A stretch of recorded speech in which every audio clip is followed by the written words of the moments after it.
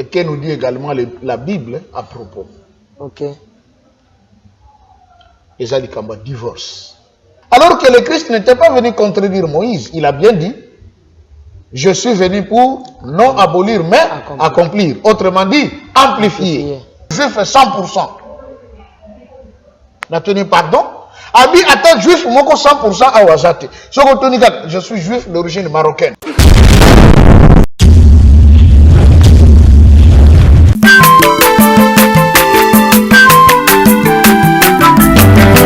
Mwana moto te boa kosangai abongwa ni pete boa wangana Nzambe ya le Nazarien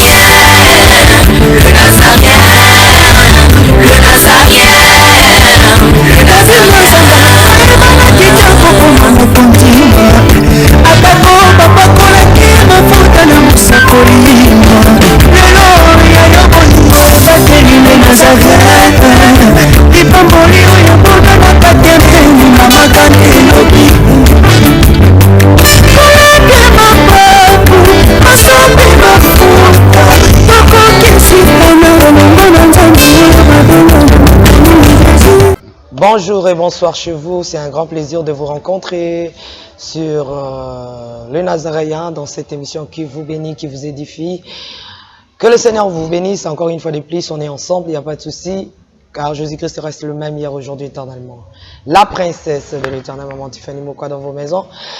Toujours avec mon invité spécial, Papa Joseph Kikonga. C'est avec lui que nous sommes ces derniers temps édifiés de la part de Dieu, bien sûr. Mais avant toute chose, rendons grâce à Dieu, lui qui nous a accordé la vie et la vie en abondance.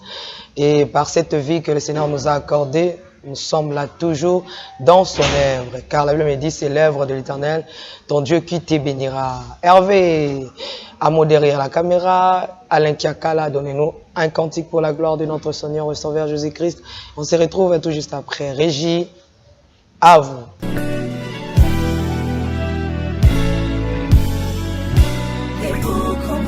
Congo longola loboko na litama bangusa mai na miso tika bisenga senga ya kolula bikolo mosusu pesa Félix Antoine Tshisekedi maboko poto tonga mboka na biso Congo na nzela ya union sacrée na losambo tokolonga. Oh toi qui écoutes la prière, tous les hommes viendront à toi. Ingénieur Edi Kabé à la main de l'Éternel, prions pour ce beau pays. Et pour le président Félix Saint-Chrétien. Nzambe, Nzambe na Isaac, Nzambe, Nzambe na Jacob, Ozali, Nzamba Israël, lelo tokomo yembo Nzamba Congo, RDC, Mokananga, lelo tokomo yembo Nzamba Congo. Peuple croyant docile et social.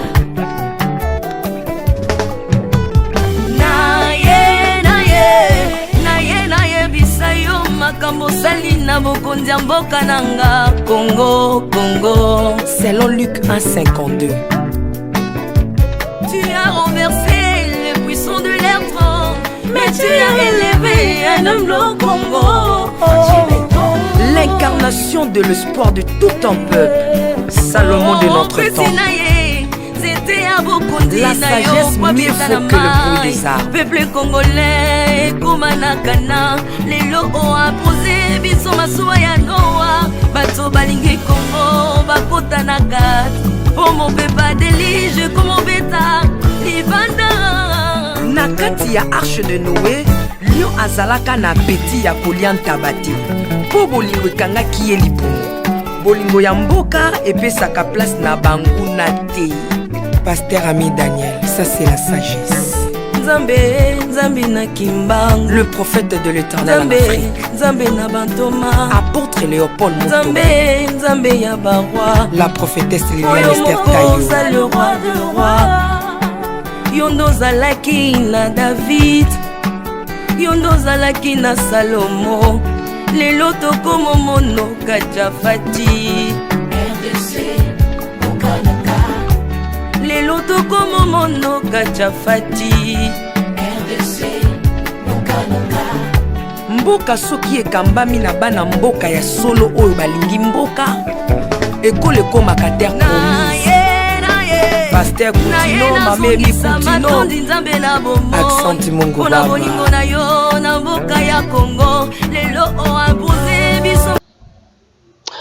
Merci de retour sur ce plateau. Bon dimanche à tous et à toutes ceux-là qui nous suivent en ce net moment. On est ensemble. C'est quand il a fait plaisir énorme à Mandoyi. Tiffany Labala depuis l'Afrique du Sud, sa maman Lauriane Labala, donc derrière un grand homme, il y a toujours une très grande dame, elle s'appelle Lauriane. Pourquoi pas maman Fouratabou depuis les Issa, papa Guy Labala.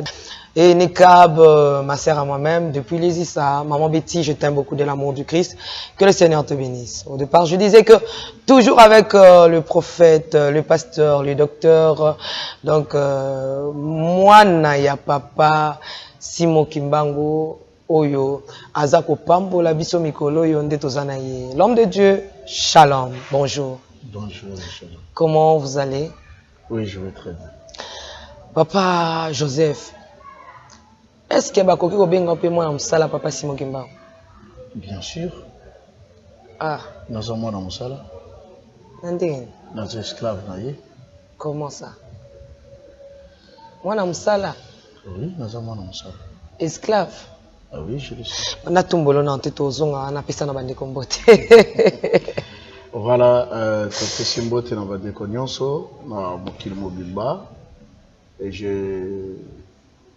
ne sais pas s'il faut vraiment qu'on puisse avoir une particularité, mais bon, comme d'habitude, on a dit que autant que bakombo mingi bande côté, des pères qui sont là, pasteur à bande côté mabanga, c'est pas bien sinon. Depuis Simbote, bande connaissance Europe, bote na bino, bande ko ya Australie, na brosa ni pe bino te kuna, bote na bino, bande ko na biso ya Canada, États-Unis.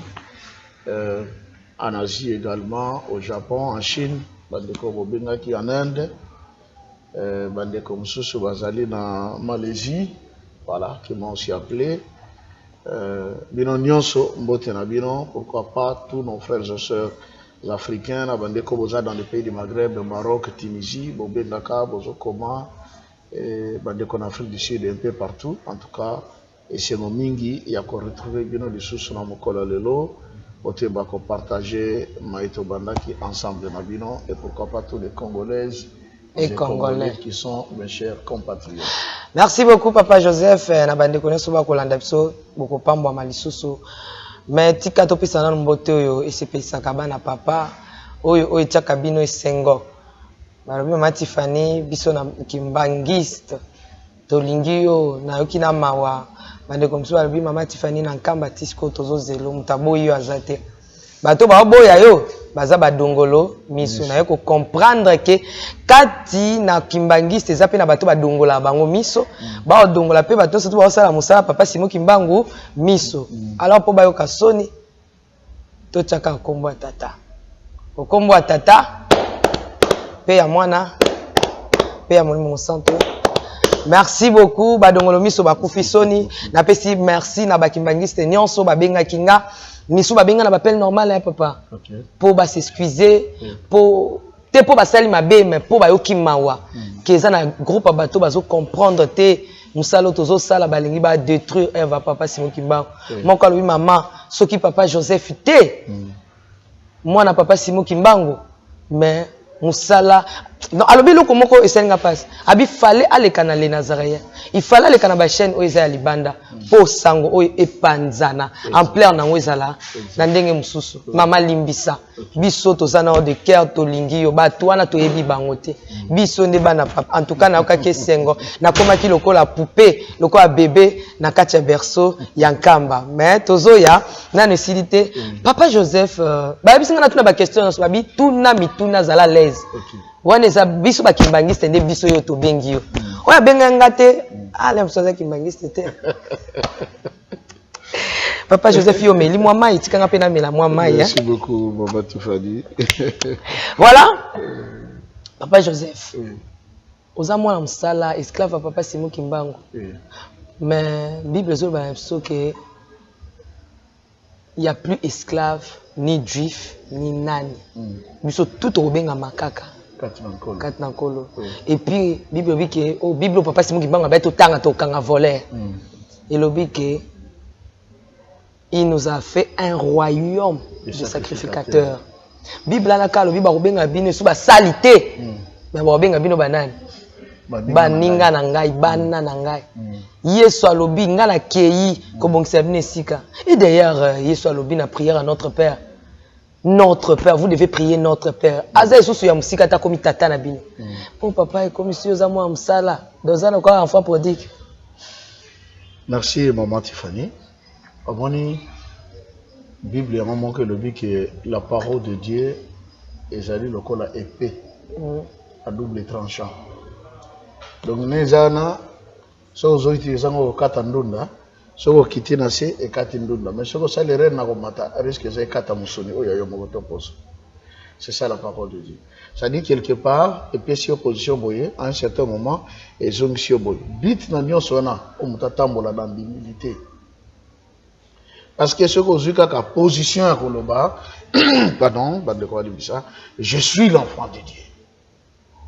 Au long de deuxième position, je suis le grand serviteur de Dieu. Vous voyez, non?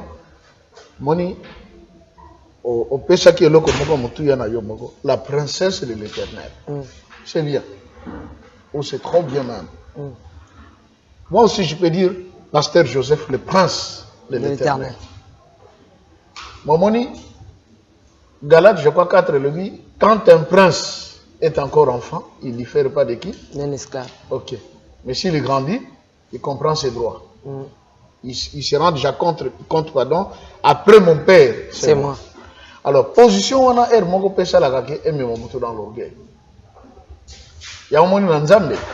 Quand bien même te kolo ba toza basali bisone toza baninga etataki mbangu baninga kolo yesu parce que et si te comprendre où il y a lingi et nous voulons marcher tel qu'il veut mais ce qui te zongi peut-être c'est des moments où on se dit qu'on est des simples instruments des simples esclaves de Dieu et comme ça en sorte d'ami qui dit ça parce qu'un esclave a koko tambo dans la position hautaine était devant le maître et simbate. Esclave, azaka toujours mouton qui tchaka le bosso maître naï. Je suis esclave par rapport à quoi? Lelo batumususu na mityo yo babina kenanga kinko na genolia maboke. Aji mama bakote na mutoka wa bakina bangolia maboke ba osepe. OK. Voyez non? Mais nesika to kene kinkole yo nanga to lebite toza awa nous voulons passer ces 2 heures 3 heures du temps. Poto lobela tata Simon Kimbangu nkolo yeso tata Nzambe. Monte nzamba on.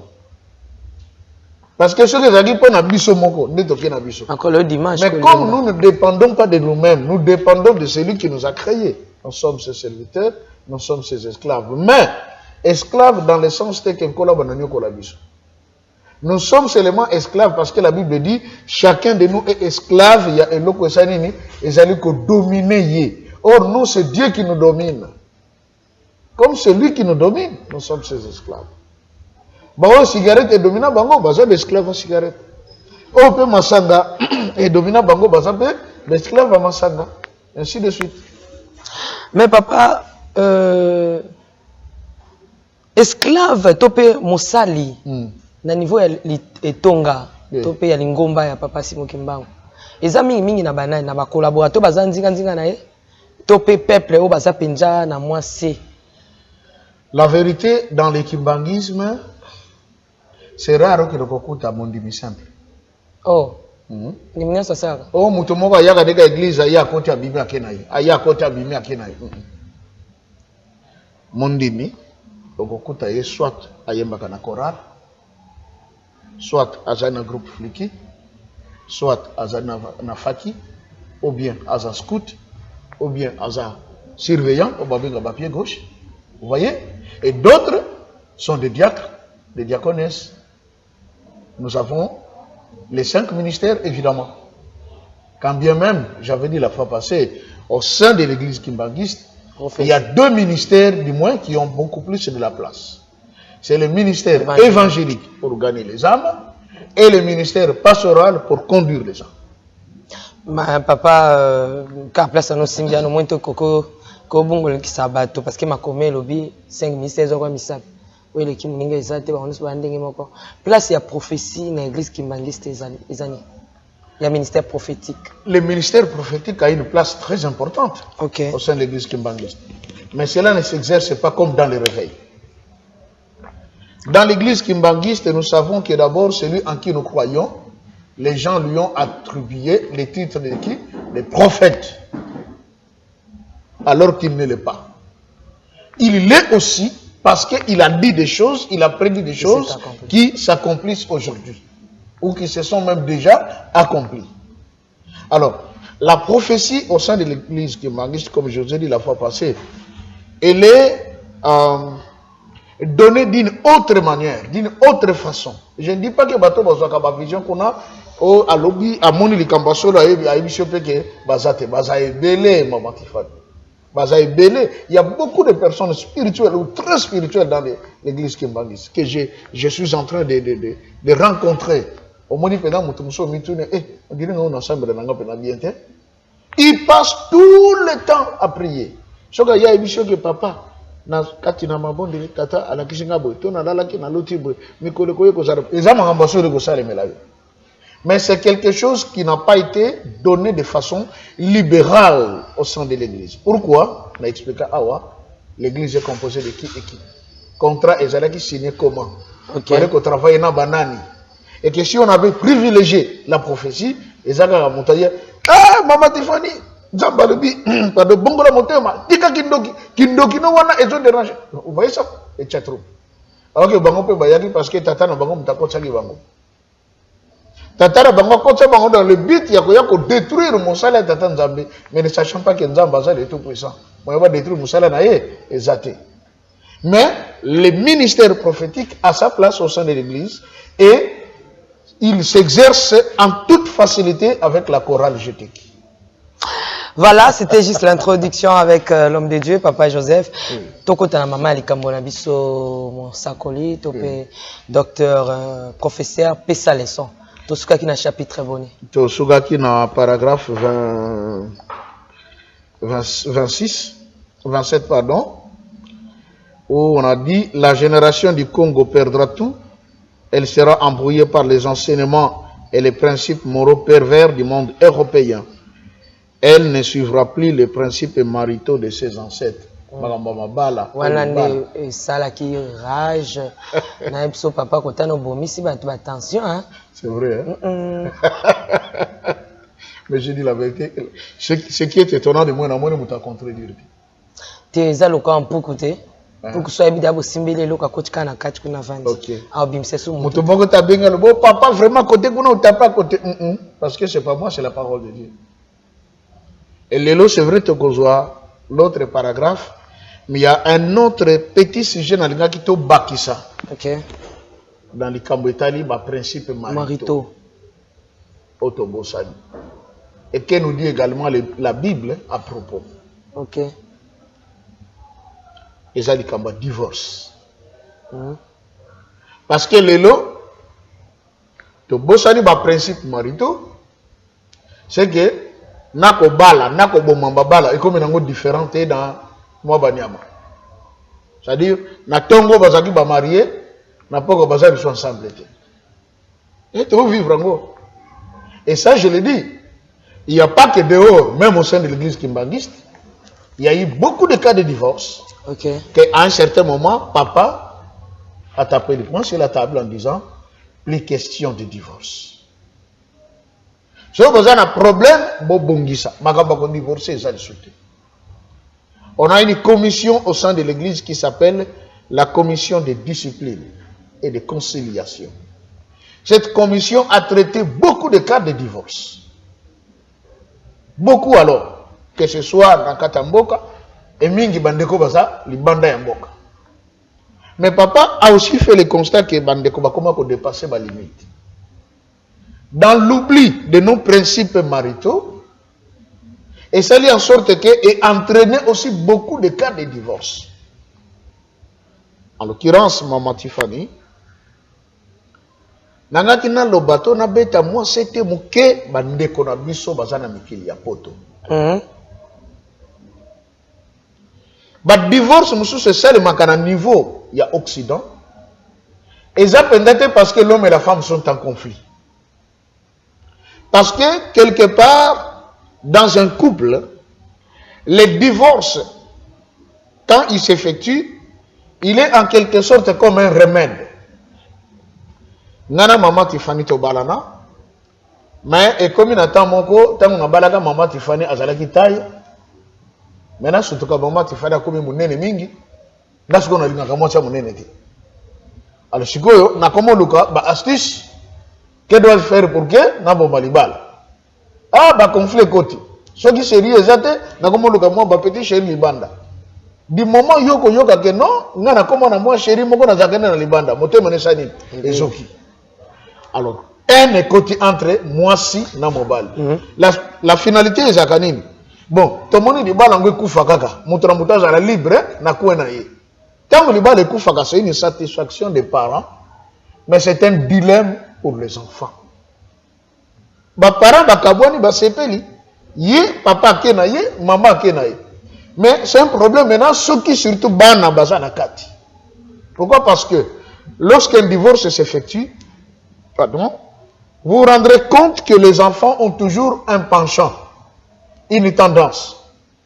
Dans Katia Bana, vous retrouverez, il y en a qui aiment trop maman. Bamsusu, balingaka mingi nani, papa. C'est quand tu dis le bas le koufi, moi na oyo alingaka maman te, besoin déjà akende na papa côté akende. Bon moi na mususu alingaka papa te, il y a alingaka maman, mais papa lingi azwa bana na kena bango parce qu'il dit quoi? Tu es une femme que j'avais prise en mariage. C'est un mariage légal, les enfants m'appartiennent. C'est comme moi, on attend soit du côté papa ou du côté maman. D'abord, il y va avec un fort traumatisme en lui-même. Et c'est parmi les éléments de sa société, Nabiso Maman Tiffany. On m'a dit, Motomoka Lobaki, éduquer une femme, c'est éduquer une nation. Et Babaki ici, on dit la famille est la cellule de base d'une nation. C'est-à-dire, cellule de base, ce qui est baby kaka, Makambutu et Sanini, et baby. Pour te comprendre, Rango, un homme prend en mariage une femme. Va désirer, va comme on a ban. Comme on dit, l'homme connaît sa femme, la femme conçoit. Mais tant moi, c'est à concevoir. C'est que F ou Zali fécondé, dès le début seulement, il y a Zemi, et ça déjà, na malformation. Donc, ils ont déjà une maladie na kati nango. Yango babengi la cellule de base de l'être humain, l'œuf fécondé. Mais tant que yango a fécondé déjà à la fécondation, na développement nango et créé un problème. Obidi ne salema. Moi na kobotama. Soit le koromoko muke ou bien yenyo sa vie manzoto. C'est-à-dire tout le monde a bakam sur la médecine. La malformation. Oui, la malformation. Maman Tiffany, na bota basi, moko moi na botami placenta eza likolo mutu. Oh. Azana cordon ombilical te. Placenta alatango lokola chapeau.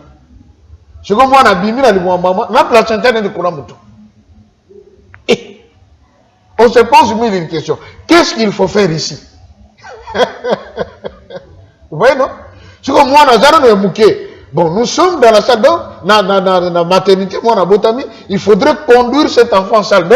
Donc, il y a kata, placenta, on a tout l'ongolango pour mouton, moi, on est à la libre. Déjà, ça prouve que moi, on a soukité. Parce que dès son enfant, ça a déjà une cicatrice à mon nez, le courant mouton. Malformation. Moi, on a moussou à Botama, azana mis souté. Azadaga, n'a pas sourcil, le colo awame. Awa na misu oboni poso et puis basali le la dessin. Misu ezate. Ndenge nkolo yeso bazo le baké a bikisa mwana moko zalaka un aveugle né. Quand on dit un aveugle né, na version originale balobi il était sans yeux. Azala na misu te yango nkolo sozoka poto poto asangisi na so inaye ala tie na misu. C'est-à-dire akeli misu. Na le bikene na silowe okono sukola elongi. Bakene na silowe moi na sokoli longi. Or l'ennemi a potopoto zanan mai. Moi, je que je ne l'ongue. Tant moi, je sais que ma beauté n'est pas beauté n'est pas et longue maquillage et longue. Mais cet enfant tant que chocolat et longue na maï au lieu que potopoto longue potopoto ça ma paupière. Pourquoi? La Bible dit qu'au commencement l'esprit de Dieu s'est mauvais où? Sur les eaux. Donc il fallait que cet enfant aille rencontrer l'esprit de Dieu pour qu'il y ait création des yeux. C'est que moi na bongo abotama moi na botama to talebo. Ah, si moi na botama ana misutebo. Encore ce qu'on dit. Tout ça, ce sont les conséquences de la conception. Une mauvaise conception. Et cause à la liée à quoi? Prise de médicaments, infection, avortement, matrice ici, baby, tant que concevoir, et je crois que bon, moi, dans la condition normalité. Alors, maintenant, on dit, la famille est la cellule de base d'une nation. Or, ce qui est cellule de base, c'est la famille. Et si baby déjà n'a qu'à t'entendre tata na maman, nation de bébé maman Tiffany. Ok. Comprenez ça? C'est le logique. Nation de bébé, pourquoi? Parce que la cellule qui doit former la nation n'a pas donné la forme qu'il fallait. Et parmi les éléments qui font en sorte que nation et bébé, nation et bébé, les divorces. Divorce. C'est le moment B. Donc, on a quelques passages. Ah, ouais. Voilà. Je l'en ai manqué, maman. Mais sur le plan historique, on parle de Hitler qui a voulu exterminer les entre guillemets juifs. Pour quelle cause? Tata Naye a maltraité maman Naye. Moi, mais comment Tata a maltraité maman Naye? Elle a se renseigné, que non, ton père c'était juif. Et développer nini haine na motema ya mwana abia donc ba juif ou bazaka babé. Quand je regarde comment mon père boxe ma mère, n'a venger contre bateau. La conséquence, il a vengé contre ces gens et nous savons qu'est-ce qui s'est passé dans Babylone babengi Holocauste. Alors, le divorce, est-ce que c'est vraiment le plan de Dieu? Alors maman tu fais le retard de la vie sur le lot. Matthieu chapitre 19. Maintenant, verset 1er. Matthieu 19. La Bible me dit, dans la première. Premier verset. Lorsque Jésus eut achevé ses discours, il quitta la Galilée et alla dans les territoires de la Judée, au-delà du Jourdain. Une grande foule le suivit et là, il guérit les malades. Les pharisiens l'abordèrent et dire pour le prouver, est-il permis à un homme de répudier sa femme pour un motif quelconque? Il répondit, n'avez-vous pas lu que le Créateur au commencement fit l'homme et la femme et qu'il dit, c'est pourquoi l'homme quittera son père et sa mère et s'attachera à sa femme et les deux deviendront une seule chair. Ça va? Là, continue.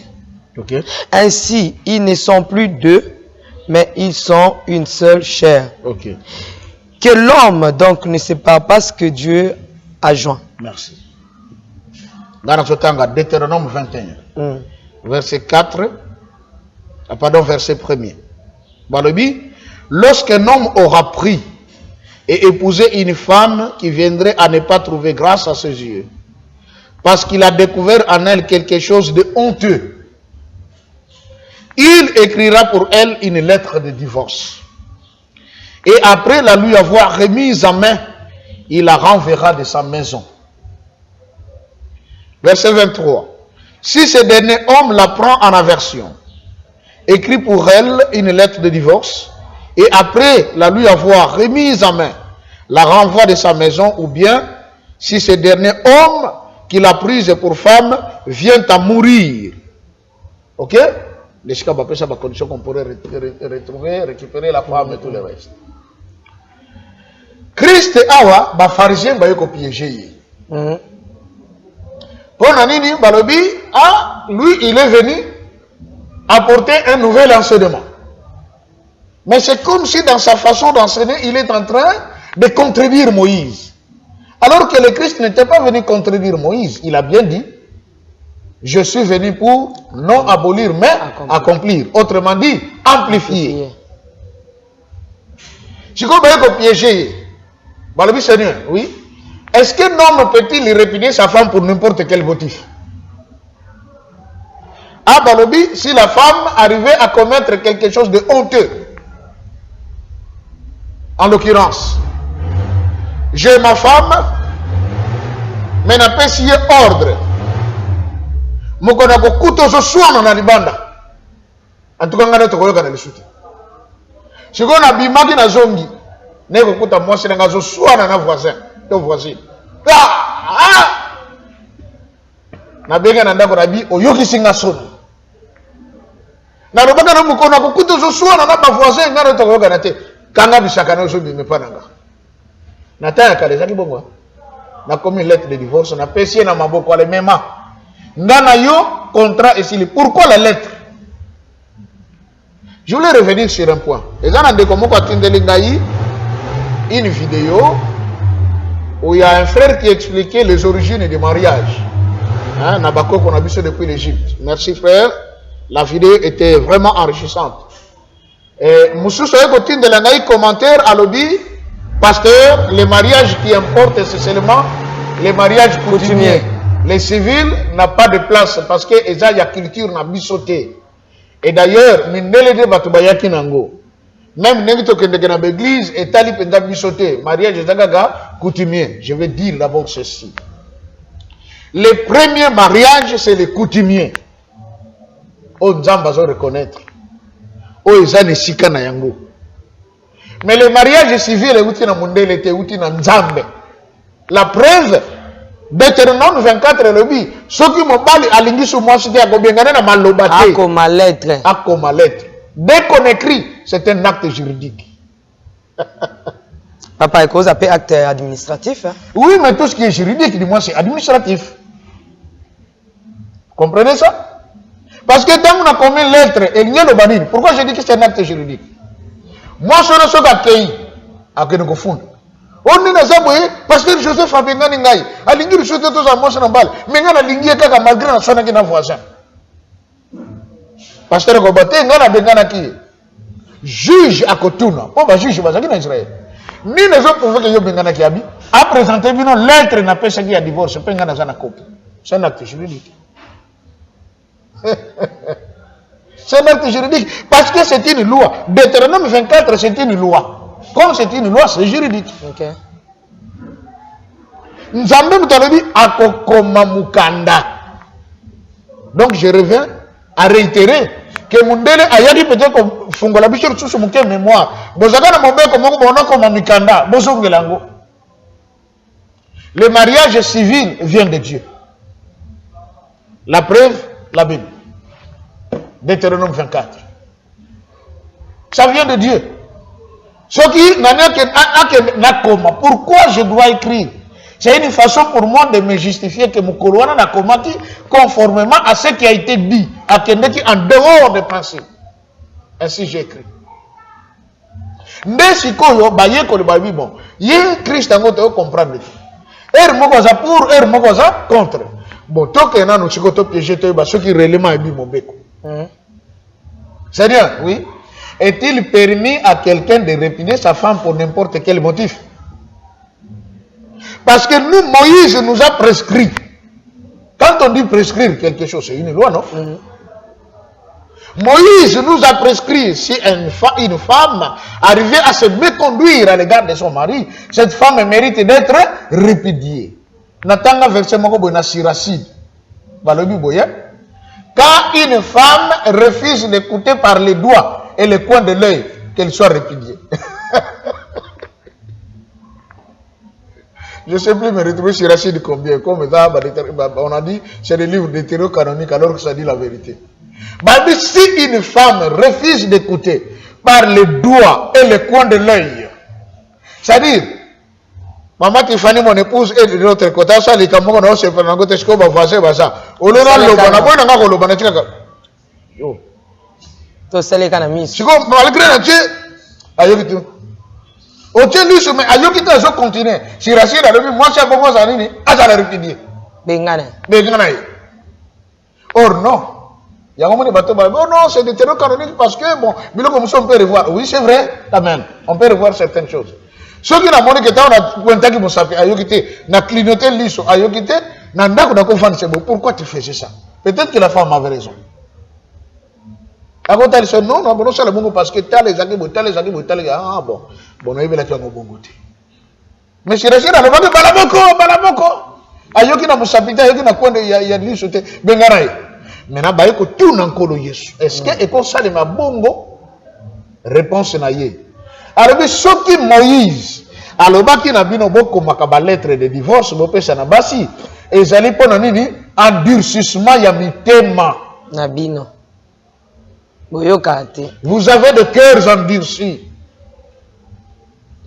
Ma bâtisse, elle dit, mais au commencement, il n'en était pas ainsi.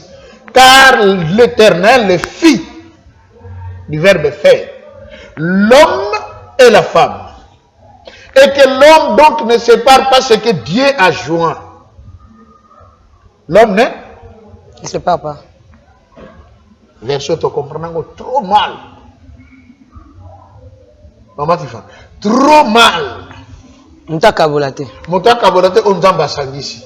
Amsu balbaisa. Oh, mtumsalo. Et bon, est-ce que bangon zamba mutasangisa bang? Maintenant, qu'est-ce qui prouve que on zamba sangisa bang, on zamba mutasangisa bang? Par prophétie. Qui a créé le mariage? C'est Dieu. C'est Dieu. C'est pour dire que quand l'homme et la femme sont déjà ensemble, Dieu a voulu qu'ils soient ensemble. Parce qu'il y a un mariage. Maintenant, dans Balobi, Christ a répondu que l'homme donc ne sépare pas ce que Dieu a joint.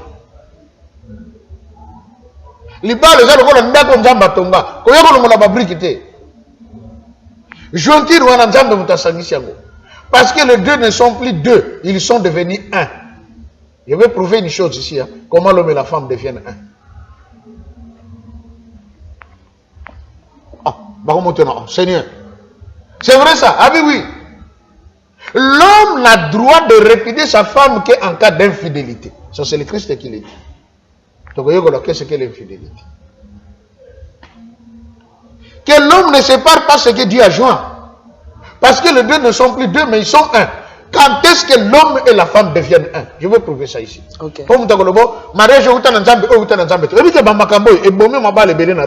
Ok. Vrai ou faux? Ce qui est vrai. Frère, moi je suis dans un yote. Je vais le faire. Mais dès le départ, tant que nous sommes ensemble, ceux qui sont dans la catégorie, pasteur et des bango.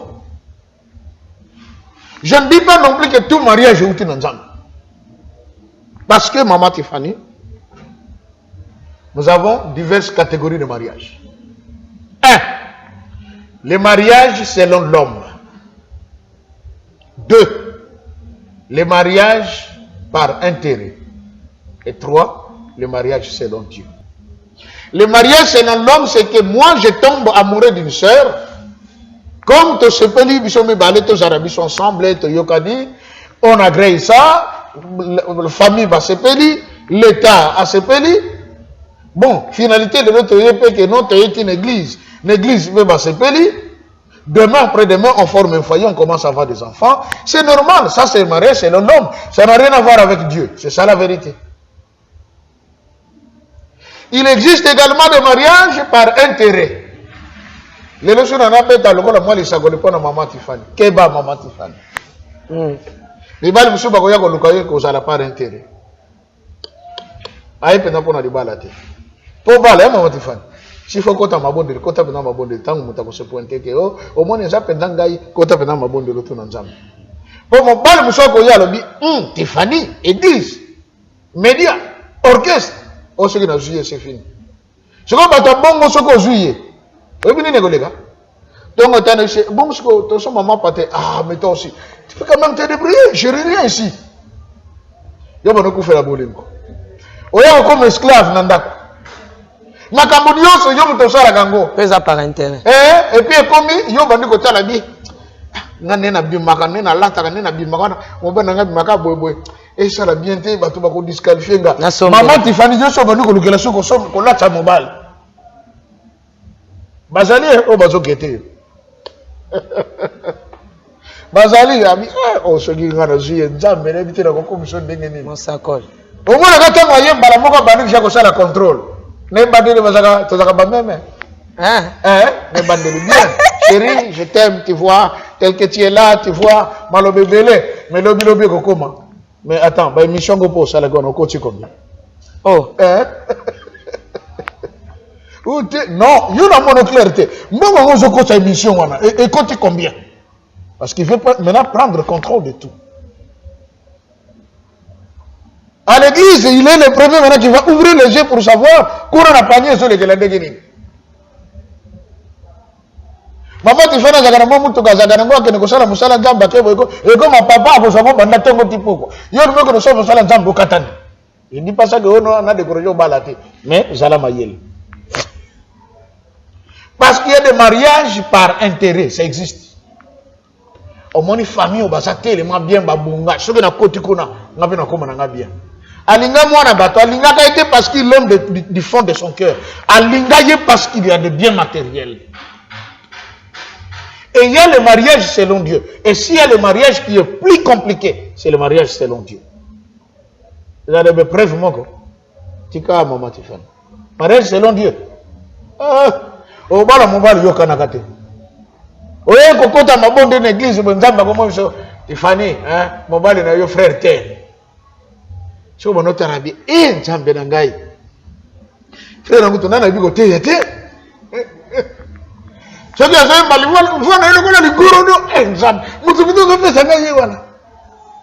je salue notre papa Sonny Kafuta. Il était sincère.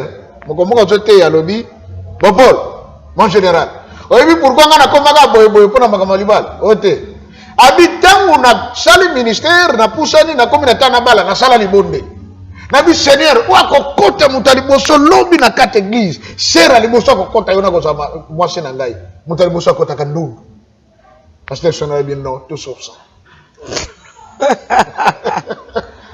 Je l'ai suivi à l'époque quand j'étais dans son école, l'école de fils d'Abraham en 98. Abi mutaliboso kota ndu, abi tout sauf ça. Le mariage selon Dieu, il est compliqué. Pourquoi? Vous allez vous rendre compte que toutes les personnes qui se sont mariées parce que Dieu voulait qu'ils soient ensemble, il y a toujours un objectif que Dieu qui doit s'accomplir en eux. Et cet objectif ne s'accomplit pas facilement. Souvent, c'est des gens où je t'aime.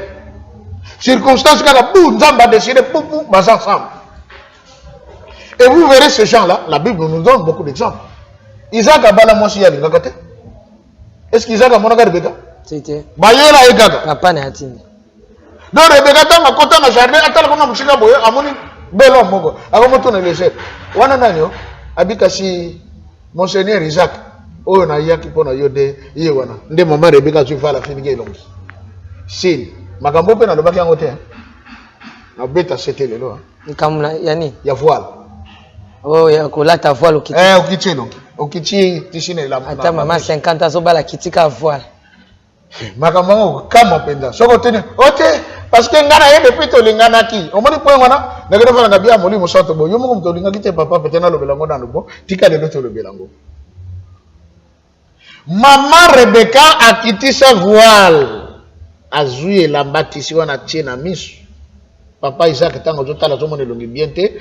C'était le symbole de dire que je suis encore vierge. Apozongi suma kambwana. Je reviens. Makamba virginité va te lingité. Faut tomber ta c'était parce qu'il y a un bébé ici société. Donc baba principe. Le principe pour qu'une femme se couvre le visage, ça c'est visage tissu ou azotia. C'est ça le rideau qui sépare le lieu saint du lieu très saint. Pour dire que je n'ai pas encore eu une mauvaise peinture. Donc, vous avez acheté quoi zipelongité? Pourquoi zipelongité? Non, mais papa, le monde déjà évolué, tu as tapé la modernisation. Hein? J'ai cherché le monde, je l'ai trouvé dans l'église. Mais papa, même à taille, au loba qui a bablo, à maté banda au tchal bosso, à pour hôtel ça, fiançailles. Mais c'est souci. Ah, t'es comment? Tu vas la pétard. Bah, le commandant, bah, tu as garanti. Mais il y en a des balles et l'ongwa, mais comment là, t'as ok.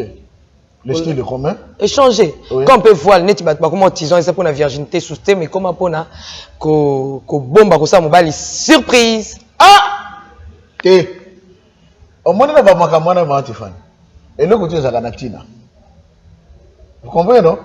Pourquoi tant que ça dans le mariage coutumier, Babibali, Bavandi, Wane Belé, Baloba Tifani, hein? Papa va nous dire ça. Ah, papa, oh, ya yé pour nous, y'a yé na yété. Yo moko présenté biso yé à Zawab. Yo aussi vert, au Tchéji, qu'on a la carte. Yo wana zo ke na mabolongo ti esika papa za au péché papa meli yo meli. Ah, babeti maboko. Et ça, une façon de faire identifier la personne, que c'est celle-ci, la personne qui m'a aimé. Voici l'homme de ma vie, c'est celui-ci. C'est pas gratuit. C'est quoi l'autre monde? On a déjà parlé de la nation. Et les cas. Ma peinture piratée ici, à Zipier Long. Non, ils ont la carte. Au Zipier Long, par rapport à quoi? C'est un rideau. Je viens pour retracer la vérité. Moi, si yo oyo, nano batio ba peinture te, voilà le temps pour toi. On se garde. Bah, l'homme soupe papa, et l'homme so ezanango na ezanango loi te, principe te, ezana punition te, ezana ne l'homme monte pe ko bo. Est-ce que na Bible ba punir en so zipi voile, ba opé selon punition, ezate? Non. Ba le but que punition. Mais c'est un symbole. Rebecca l'a fait pour symboliser. Mais ils ont coutume juif, papa. Est-ce que on a aussi na bokoko ba Yuda? Et pourquoi vous êtes banane? Hein? Vous êtes ba véritable ba Yuda. Ah, merci. Ba on ba faux ba Yuda. Biso ne ba vrai, na ya makila, na ya bonzambe. Mais on a biyozo kota na coutume na on a bokoko na koti ya baba na oya biso ya kala na bango na bonzambe. Est-ce que nzamba za nango so yo zipi ki voile na nzambe na kati ya Maman Tiffany. Savez-vous que bokoko nde yango bonzambe? Ndé. Bokoko nde bonzambe. Moïse, oui. Va, dis à mes enfants d'Israël. Toi c'est qui? Je suis le Dieu d'Abraham, d'Isaac et de Jacob, tes ancêtres. Vous voyez Boko? Boko konde bonzambe. Nene to bungisa Boko que l'existe to bungisa bonzambe. Yango pas chez les bisoti. C'est ça la vérité. Mais on te le bakena kacha coutume nyo sezama bete ya malamu pezali. Bete bani to ozwani pe to tika. Bien sûr. Oh sezo sepelisa nzambe na kacha bokoko. Ezape biloko zo sepelisa nzambe te ezana kaka. Oui. Ya la biloko zalaka mi balemi ba. Voilà, neti ya kozipa voilà papa et ça les nzambe. Eza ya bato wana te eza nango ya biso.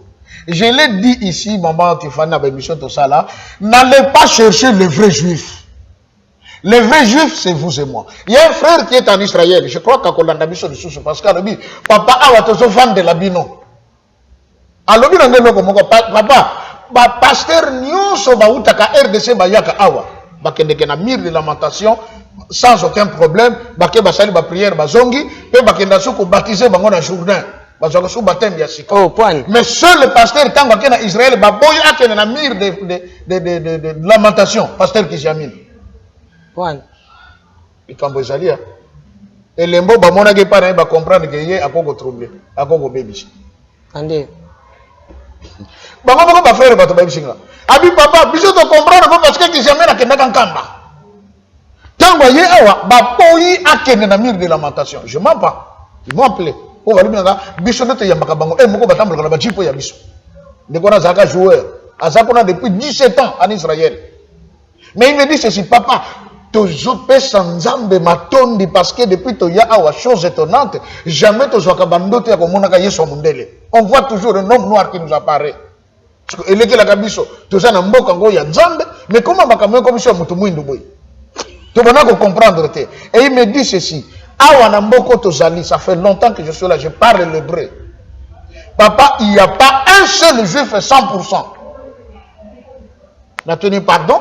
Abi attends juif moko 100% à Wazate. Je suis juif d'origine marocaine, d'origine algérienne, d'origine autrichienne, d'origine anglaise, d'origine. Oh, pourquoi bino vous allez jamais 100%? Vous allez 50 là, 50 moussous sur côté moussous. Oh non, parce que tant que bimaga ou tokenda kuna, bakoko na biso babalaga bangora ba national et tout ça, ne biso te ko botam. Maman Tiffany. Parce que les vrais juifs, c'est les Bantous, c'est vous et moi. La Bible nous donne beaucoup de preuves. Peut-être prochainement, tu vas faire toute une émission, verset sur verset, pour prouver que nous sommes des Israélites. Pays solennels. Ok. Les Bantous. Et regardez la guerre qu'il y a au monde aujourd'hui. Guerre aux Anamokines. Il y a pour exterminer les Bantous. Tout le monde a en Australie. De 350 millions, 35 millions à 350 000. Au Batikala. De 35 millions ou 37 millions. Batikali 300 et quelques de mille. Bah si, Bangoko bon. En Afrique du Sud, il y a eu l'apartheid. Contre qui? Vous comprenez tout ça? Il faut maintenant, Bissoto, to funga mamisu, to bandoko comprendre maman, tu fais. Papa d'Angena wana loba, mes fils, mentez, il en restera toujours quelque chose. Oyo wana toujours lobela. Eza na ngote kono, tozu makambo ya batomoko bapaya, batomoko libanda. Eza nde ya biso. Donc tout ce qui se passe dans le mariage est symbolique. Moi quand je venais me marier, il y a un papa qui m'avait donné un conseil. Abi moi nangai, abi papa, ozoke ne libala. Abi oui papa na ke Kinshasa, na ke bala. Abi ndengo zoke de kona soko songi na mboka. Tango bo sala mariage. Soki balobi na oto simbi likasa, yoko na kata biso to kata kosala te. Ah bon? Na papa pona abi mwana. Soki ba simbi soka likasa bango bakata yoko kati. Bo sangisi kindoki ya famille. Na famille na yo, na famille na bango. Bo traité alliance. Omuntu yoko loba, ezaka na okali kasa ka pona koloba. Et bien bagiselanga, soki banga senga yo mbongo. Ko symboliser ngona makasa te. Pesa penza mbongo. Soko tcheka ka makasa, vie ya passe kokota na faye na yo. Ne to mona kango, muto yeko bala, ne sika ba ko déposer mbongo ote, ke ba mikolo ba koluna, ke ba mikolo boye, to tchaka kaka symbolique makasa. Nzoko ba jouer esprit. Ne ozo tchaka makasa, yo na ndako no makasa ne muto ba kokota mbongo te. Vous voyez ça? Yo le binin. Tout ça dit à titre symbolique. Tu vas noter ma casa. Ma condition, mon ma pauvreté pas ni. Les casa ils ont la vert tant que ça dans c'était. Ce que le monde dans c'était et je moi ça dit. Et kaou. Bon que kaou kaka. Ils ont la canne ni amour ça. Tanga na ya. Ce que balbita ni ne bo. Mbongo kiti. Mbongo kiti. Puis surtout maman que kota ko jula ye exact. Ba benga mosinanga. C'est là beaucoup dans maman je suis. Bake ko questionner yo mobali oyo zui oyo oza sir pendant na mobali oui asa magicien te mobali mais tu vas pas dire ça comme bisu ba bi je te fais mobali na asa magicien pourquoi ils avaient découvert que moto dans le look comme quand tu moto manipulango exact il y a rien de gratuit maman Tiffany mokolope ya yongo ngekokoka zala mayele fongola biso en tant que mombo nzambe. Les divorces. Oh Seigneur, Moïse a l'homme qui te coupe sa lettre de divorce et puis on a bengani. Qu'on a le bien, ne bandeli jamba sala ki mwasena mobile. Pas sangisi bango. Et comme je suis en train de dire, maman Tiffany, le mariage selon Dieu n'est pas facile parce que dans ce mariage, il y a toujours quoi? Quelque chose que Dieu va faire naître. Abraham et Sarah. Au monde que ça près de 100 ans, il y a mariage, ils sont ensemble depuis Babotama, qui Babalani, et là, de mon côté. Mais viendra un moment où la parole de Dieu s'est accomplie. Qui est né? Isaac. Isaac, il est mon à Bali, maman Rebecca. À Bali, il est comment? Tu as une histoire. Isaac, il est à Balabala, chérie, je t'aime. Non. Batidi ka mosali na mboka na biso. Kene na mboka na biso, na libota na ngai, kene ko suelanga kuna. Ok. Bake kozwa. Baye na ye. Mais tant que baye na ye, maman Rebecca a passé aussi beaucoup de temps à Zobotate. Mais souka botinan, Esaú na Jacob. Nous connaissons l'histoire. Ok. Toye, l'isolo ya koko na biso, Zacharie na maman Elisabeth. Bango lisusu près d'un siècle babota kate. Mais Nzamba sangisa bango malgré ko fingama, malgré ko tuelama, o ba tuelaki bango. Suka baye ko bota mwana nani? Jean-Baptiste, pas n'importe qui. Kende na lisolo ya Samson, tatana maman na ye. Ti babalana, qu'est-ce qui s'est passé? Donc tout mariage avec Dieu a toujours un objectif à atteindre, un but à atteindre et qui n'a jamais été facile. Et le mariage selon l'homme, il y en a plusieurs que Dieu aussi a agréé. Il y a le mariage par intérêt qui est le plus mauvais. Na contrat. Contrat, pourquoi? Parce que j'ai un intérêt, mon gobo. Madonna, je crois qu'il a fait ça. Et beaucoup d'autres. À Bali, moi, intérêt, ça, basali contrat, il y a autant d'années. Après ces années, l'Iba a fait Koufa. Parce que Natawana, tel, un tiré succès, pas un tel, pas tiré, pas un sous. Et le mariage est là. Et maintenant, en ce qui nous concerne, maman Tiffany, on a sur le divorce. Ndengeni ezo gangrener société. Ndengeni ezo bébi sa société. Le divorce détruit pourquoi? Je le disais, papa, maman, bakabwani, chaque bana, bazoko se déterminer, nana okene pas maman, nana okene pas papa. Oya kena ngambo, oya kena ngambo. Surtout, moi na soka kena ngamba maman, et la moi bien, maman. C'est la vérité. Yamoni Bakongo, on est dans le système matriarcal. Parce que maman bat la toujours ban. Mais on va que pas, il y a papa. Le comble c'est quoi? Papa soka te koza moi si oya lingi bana wanate. Et là on le bosso ko le bam. Bana bata bando. Vous voyez? OK. Et là on va balé. Ces mêmes enfants qu'on déclare des sorciers, babana ko maltraité bango. Allez soka ba oki mandak. Ba komba chez. Mais papa, on a soulevé le moins la virginité, il y a un divorce, sur le mariage toujours. Est-ce que papa, polygamie, ils a permis dans la Bible, toujours dans le principe maritaux, ils a permis, dans la Bible, et dans beaucoup qu'on a vu. La polygamie, c'est un grand sujet. Hein? Sujet, hein, papa. Oui, la principe maritaux. Vous voyez, moi je pense, Maman Tiffany. Tu réservé dans mon question. Ah, tout bon bango. Aujourd'hui, il y a des églises hein, où on vous dira la polygamie est biblique. Après, on va verser à convaincre yo. Tu te rappelles, Maman Tiffany, au Gokobima. 12e bureau, il y a pasteur Mokoboy. Pourquoi ça pasteur? On n'a pas un pasteur. Dans mon équipe, Moko Kalami qui était dans l'Est, ça qui va avec 4 femmes. Dans mon colombo. À ça pasteur. Ce qu'on tourne à côté, on va verser. Mais tu as bien les combats polygamie. Quels sont les avantages? Quels sont les désavantages? Quelle est la recommandation à propos? Est-ce que ça allait tolérer Nathan Abisso ou pas? Et pourquoi polygamie est salement? Maintenant, nous sommes dans Matthieu chapitre 19, autre jour qu'on a dit en Italie, le divorce. Matthieu. L'homme peut-il répudier sa femme pour n'importe quel motif? Christ a dit non.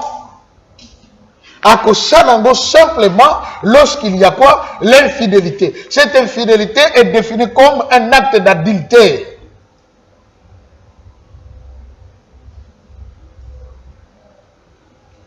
Alors, maman, tu vas nous côté un peu mutuna. Bon, pasteur, ce que moi, si, babali ya zananda, comme babala zoza, me bale belé la libanda. Donc, le basconi, moi, je n'ai pas déclaré divorce. Maman Tiffany a ceci. Christ a clair. Pour répudier la femme, il faut qu'il y ait l'infidélité. Pourquoi il faut la répudier? Ngai na yeko bala mwasi. C'est moi qui suis venu traiter alliance avec elle. Dans une alliance, il y a 3 choses capitales. Il y a la parole de l'alliance. Il y a le signe de l'alliance. Il y a les clauses de l'alliance. La parole de l'alliance devant tout le monde. Chérie, je t'aimerai de tout mon cœur. Rien ne pourra me séparer de toi si ce n'est la mort ou l'avènement du Christ ou encore l'enlèvement. Donc on appelle dans le kimbangisme l'Aïswa. C'est une parole que vous avez donnée. Le signe, c'est celui qu'on fait porter. En réalité, dans le Bayango Maman Tiffany, nous sommes entrés aujourd'hui dans la culture romaine. Moi, je n'ai pas latibag. La réalité,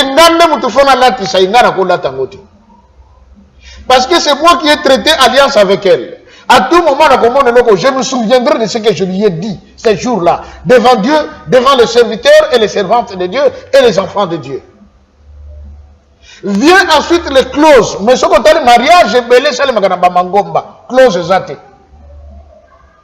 Chérie, je t'aime pour le meilleur et le pire. Et Sougagawana. Rien ne me séparera de toi si ce n'est la mort ou l'enlèvement de l'église. Comme on dit. Où sont les clauses? C'est une alliance. Les gens doivent comprendre, on définit même mal le mariage. Marier signifie prendre ceci et cela, le mettre ensemble. Mais quand on est ensemble, sans qu'il y ait une confidence. Machine peut fonctionner. Bazu pièce, basamisi, balobi. To côté se fiche mal, la femelle peut s'arrêter. Et ça en sorte que son est le cas.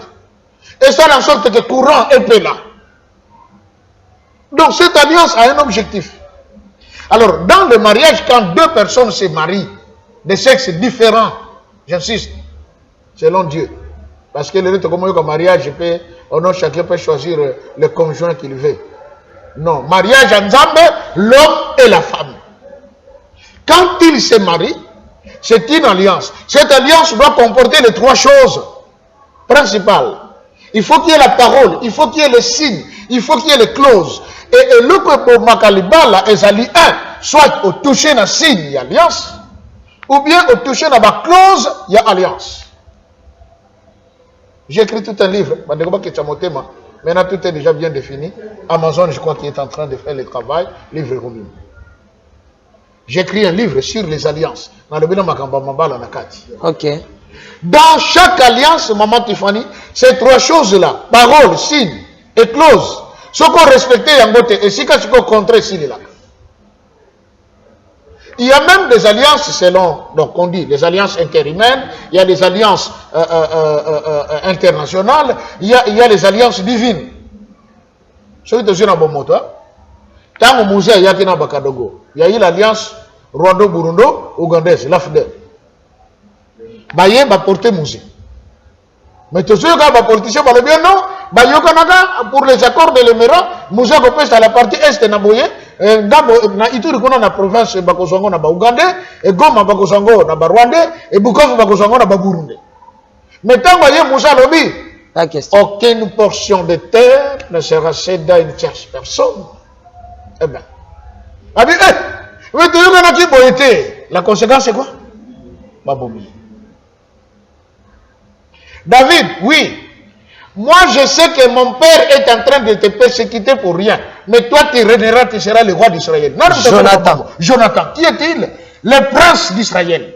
T'attends à y des rois. Malgré quand il sera assis sur le trône, comment ça n'a pas été? Ceux qui n'avaient coupé, comment ça n'a pas été? Ils ont un manteau oyo lata et la signe alliance entre Ngana yo. David tanga ça beaucoup. Mon collatéral qui a manteau à se rappeler Makambo Jonathan Lobaki. Baloki nani? Mephibosheth. C'est ça l'alliance. Et le mariage, c'est une alliance. Parce que aujourd'hui dans la famille, dans la famille, il y a tout comment et l'autre moko. Maintenant, toi tu n'as pas traité alliance avec moi. C'est moi qui viens traiter alliance avec toi parce que vous allez que pas nabino.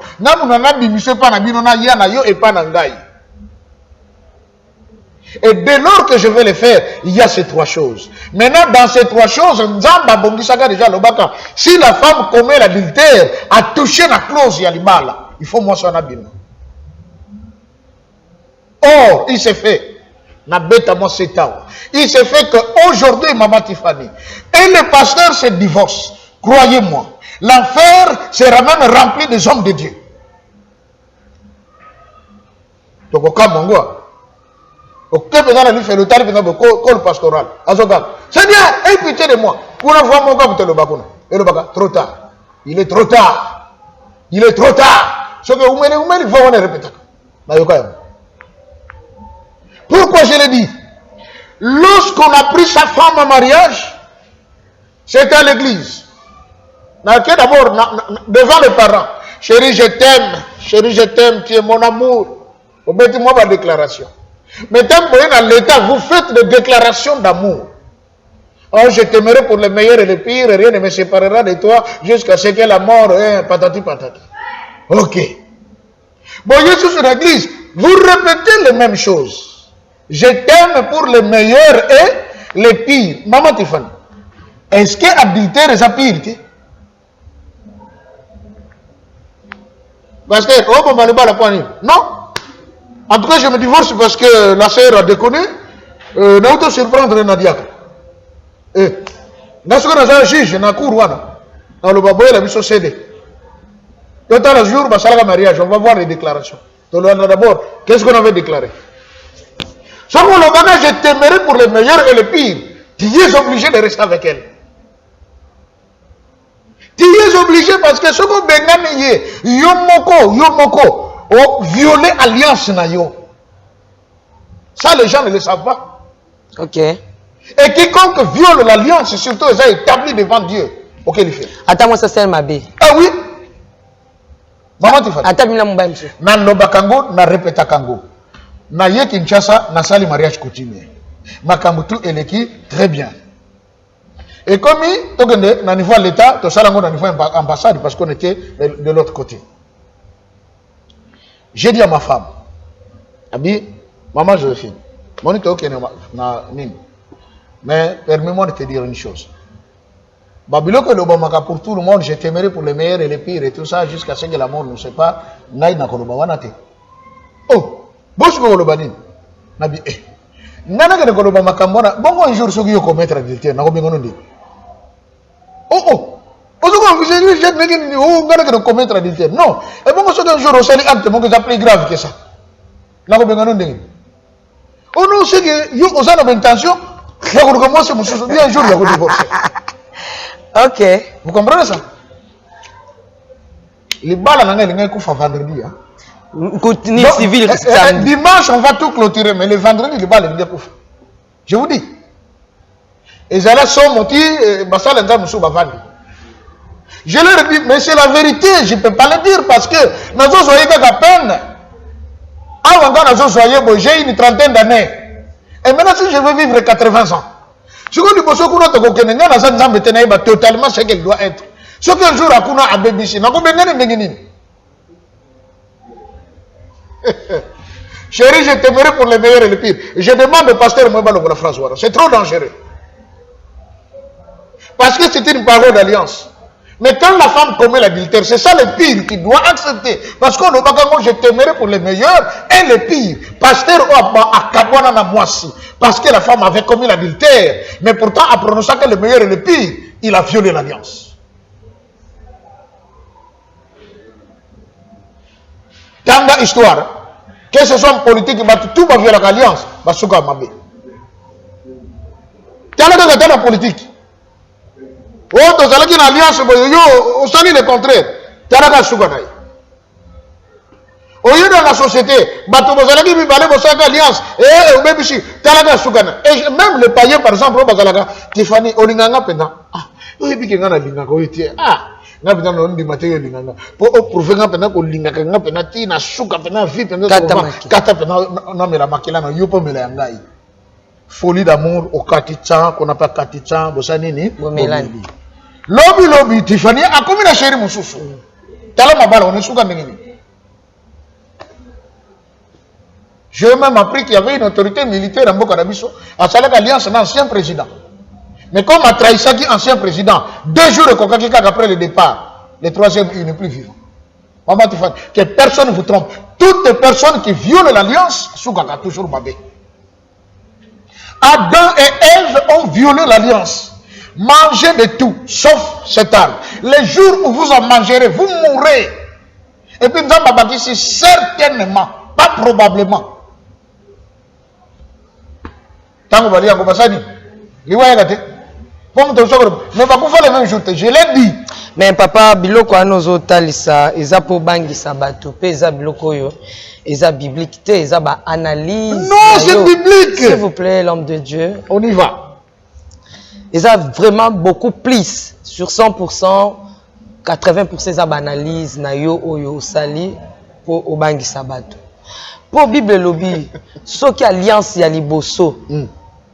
Et bomaki mais oya Yesu et pour na kobikisa alliance oyo ko sala parce que lorsque tu parles d'alliance il y a des gens au basal alliance na ignorance ba alliance il y a sentiment ba alliance forcée bandeko basi musu bakota ndako ba les ate pona ya CP là mais pour ba parents par rapport à coutume na bango ba força et ba tindika ye eza na nini te pe ba pesi maloba so lobite o asu mwana ngate so lobite to boma yo nalandaki moko akoti na libala bongo abimisi maloba lobi papa ata Yesu aye akoisa alliance wana te donc au moins que la philosophie na ozo le camper mingi pasteur hein docteur Romain c'est le bien la femme est liée à son mari tant que celui-ci est vivant. Lien. Qu'est-ce que dit la femme? C'est l'alliance. Alliance, lien. Donc moi, c'est Oyo à se divorcer dans mon bal. Mais tant que l'homme est vivant, cette femme n'a pas le droit de se remarier. C'est la Bible qui dit ça. Si elle se marie encore, elle commet l'adultère. Dit la Bible. C'est pas pour maman Tiffany. Au moins le mal dans l'église. Totei le banzambe pona ko sala ko sepelisa bandimi.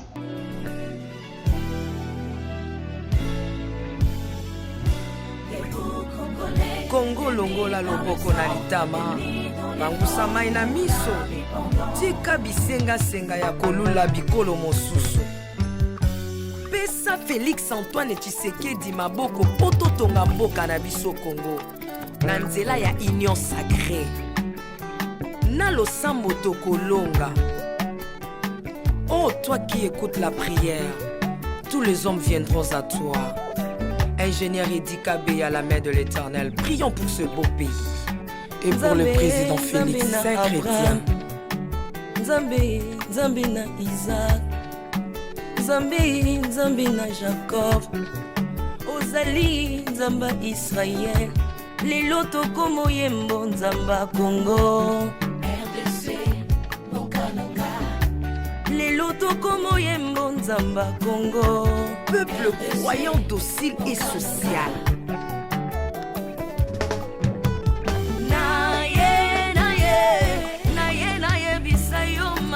Salina bokonzi mboka nanga Congo, Congo. Selon Luc 1,52. Tu as renversé les puissants de l'air trône, mais tu as élevé un homme au Congo. L'incarnation de l'espoir de tout un peuple. Salomon de notre temps. La sagesse mieux faut que le bruit des arbres. Peuple congolais, Kumanakana, les lots ont apposé, biso masuaya noa, bato balingi Congo, bakota nakat, pour mon peuple délige, comme mon bêta, libanda. Nakati ya arche de Noé, lion azalaka na beti ya kolianta bati. Po bolingo ekanga ki ye lipungu. Bolingo ya mboka epesaka place na bangu na te. Pasteur Ami Daniel, ça c'est la sagesse. Nzambe, Nzambe na Kimbang, le prophète de l'Éternel en Afrique. Nzambe na Bantoma, apôtre Léopold Mutomba. Nzambe, Nzambe ya baroi, la prophétesse Liliane Esther Tayo. Le roi de roi. Yondo zalaki na David, Yondo zalaki na Salomo. Lelo tokomo mono kachafati.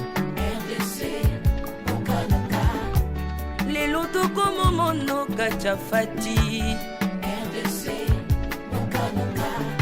Mboka soki ekambami na bana mboka ya solo oyo balingi mboka ekole komaka terre promise. Pasteur Koutino, Mamébi Koutino.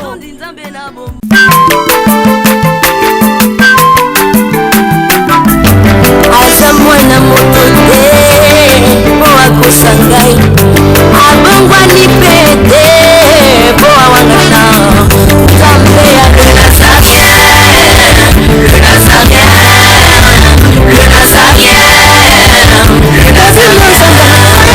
Kitoko komana kontima atako bapakolaki mafuta na mosakolima lelo yayo bolingo batelile Nazareth lipamboli oyo bona na patempeni mamakani elobi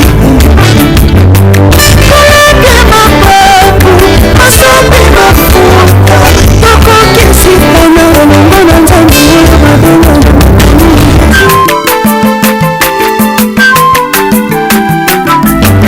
aza mwana moto te mpo akosa ngai